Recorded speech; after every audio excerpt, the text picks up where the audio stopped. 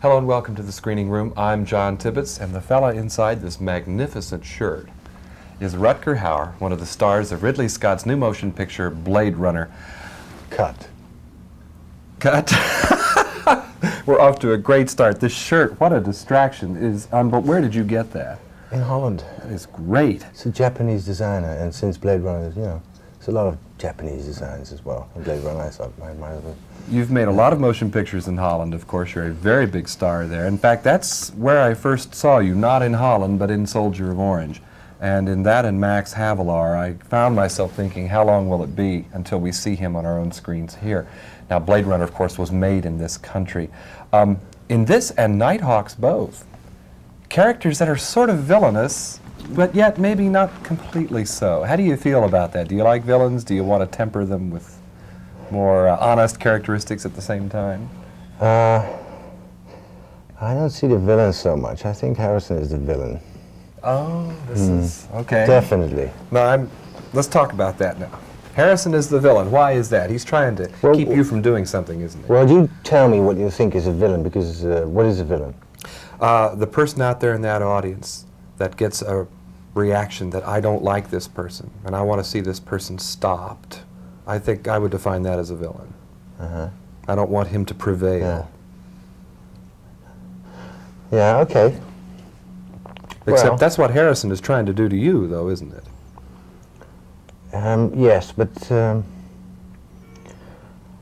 I don't. I think my idea of a villain is that somebody who wants to do some, nasty, bad things. And Harrison's character is finds his motivation that he has to kill 5 replicants, which we are. Yeah, the term retirement. Because they are sort of dangerous, and they say they sort of found a spaceship and people got killed, but you never see that happen in the film. It's just one of the stories they give you that they are a bit dangerous. But Whereas the thing you're trying to do in Blade Runner is quite a bit different, isn't it? You want to stay alive. Yes, I want to. We've given by our engineering master, we've been given 4 years, and I'm enjoying life, and I want more than 4, maybe 5, And that's the goal, and then he refuses to do that. And then there's a fuse that blows. And without giving away too many things, but I do want to allude to this, Rutger. At the end of the picture, very important confrontation between you and Harrison Ford. You do some strange things during this battle, because I get the impression we're supposed to see that you're beginning to deteriorate. You're beginning to run down. And you go a little crazy. A lot of preparations on a scene like that. Did you work that out in advance with Mr. Scott, or what? Well, it's more or less a timing thing where we decided, it's not a lot of work, it's just, a matter of decide where we will, put those sort of things in, and then you work it out on the set what to do. Were you permitted to improvise any of that? Yes, a lot. I could do a lot with Ridley.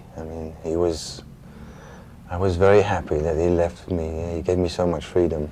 I've asked him already about his style. He surrounds you with mists and rains, and must be rather uncomfortable working on his set. You're wet most of the time. Yes, in one of the scenes I've been sitting on a roof for about 7 days, almost naked, in the rain and the wind, from about 6 in the evening until 5 in the morning, with a few breaks, but that was a bit rough. Here's a director who seems to impose certain demands upon you. Yes, it was at the end of the 5 months shooting period, so I was pretty exhausted and pretty cold. And it's also physically taxing in so many ways, referring back now to Max Havelaar and Soldier of Orange. But we get paid very well. Well, at the time, maybe it may not be much of a consolation. Well, physical roles are something that, look at this guy. Physical roles are something that you can excel in. Now, do you see that as a possible trap? Well, no, not for me. Not for me. I can do, I have more to offer. What about that, though? Let's talk about it. I For know. example, you've done some alpine climbing and things like that. I mean, those thighs are not accidental. There's been a lot of training there of some sort in your background.